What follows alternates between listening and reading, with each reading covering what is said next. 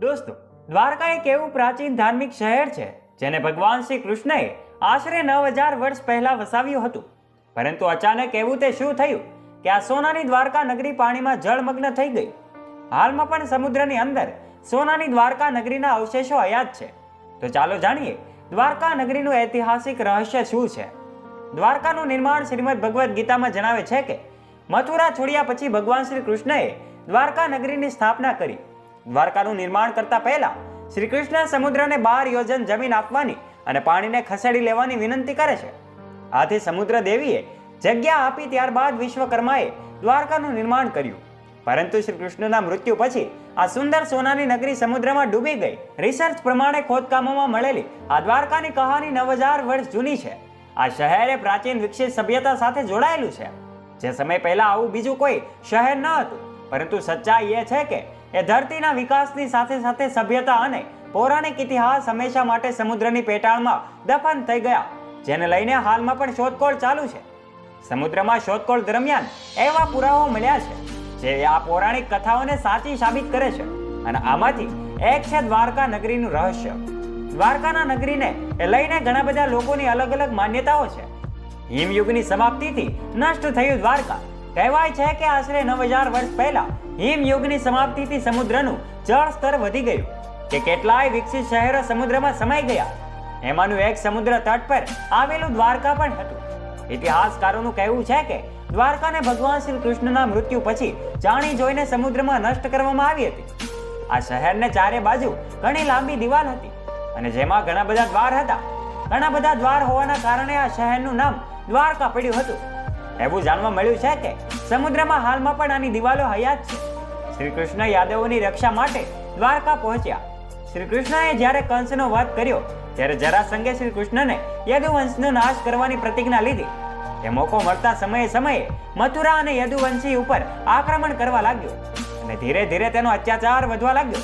તો શ્રી કૃષ્ણએ જ યદુવંશીઓના રક્ષણ માટે મથુરા છોડવાનો નિર્ણય કર્યો અને પોતાના યદુવંશી ભાઈઓ સાથે દ્વારકા પહોંચ્યા. અહીંયા તેઓ આરામથી રહેવા લાગ્યા. સમય વીતવા લાગ્યો. આ એ સમય હતો કે યદુવંશીઓ અંદર લડ્યા કરતા અને યદુવંશીઓનો નાશ થયો. 36 વર્ષ રાજ કર્યા પછી ભગવાન શ્રી કૃષ્ણનું મૃત્યુ થયું. ભગવાન શ્રી કૃષ્ણના મૃત્યુ પછી દ્વારકા નગરી પાણીમાં જળમગ્ન થઈ ગઈ. પરંતુ સવાલ એ ઉઠે છે કે કેમ દ્વારકા નગરી સમુદ્રમાં ડૂબી ગઈ? કોઈ કહે છે કે આ એક પ્રાકૃતિક ઘટનાનું કામ હોઈ શકે છે, તો કોઈનું કહેવું એવું પણ છે કે આ કોઈ ઉપર ગ્રહનું કામ છે. જ્યારે કોઈને પૂરતું પ્રમાણ ન મળ્યું ત્યારે વૈજ્ઞાનિકોએ આ રહસ્યનું કારણ જાણવા માટે સમુદ્રની ઊંડાઈમાં શોધખોળ કરવાનું વિચાર્યું. આ શોધખોળ દરમિયાન વૈજ્ઞાનિકોને સમુદ્રના પેટાળમાં કંઈક એવા અવશેષો મળ્યા કે જેને લઈને બધાને ચોંકાવી રાખ્યા છે. સમુદ્રમાં મળેલ અવશેષ દ્વારકાના સમુદ્રીય અવશેષો પર સૌથી પહેલી નજર ભારતીય વાયુસેનાના પાયલોટોને પડી હતી, જે સમુદ્રની ઉપરથી ઉડી રહ્યા હતા. પ્રોફેસર રાય અને તેમની ટીમ 1980માં સમુદ્રની અંદર 500 થી 600 મીટર ઊંડાઈમાં દ્વારકાની લાંબી દિવાલો એમણે શોધી હતી, જ્યાં તેમને ત્યાં પૌરાણિક સમયના વાસણો પણ મળે છે, જે આશરે 5000 થી 6000 વર્ષ જૂના હતા. 2005 થી 2007માં ભારતીય પુરાતત્વ વિભાગ સમુદ્રની અંદર સમાયેલી દ્વારકા નગરીના અવશેષો એમણે શોધી કાઢ્યા છે. 2005માં તેમને સમુદ્રની અંદરથી એક એવા વિશાળ પથ્થરો મળ્યા કે જેને ચેક કરવા દેશ વિદેશથી લેબોરેટરીમાં એમને પથ્થરોને મોકલવામાં આવે છે.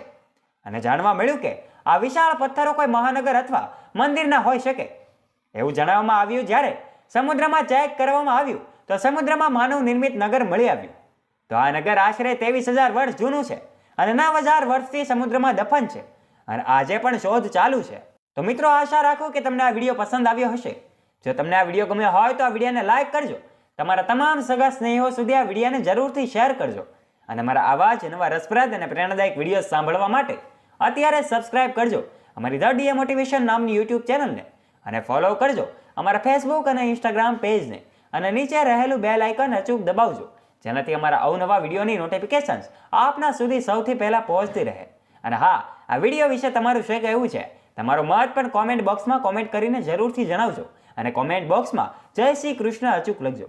તમારો કિંમતી સમય આપીને આ વિડીયો જોવા બદલ તમારો ખૂબ ખૂબ આભાર. ધન્યવાદ.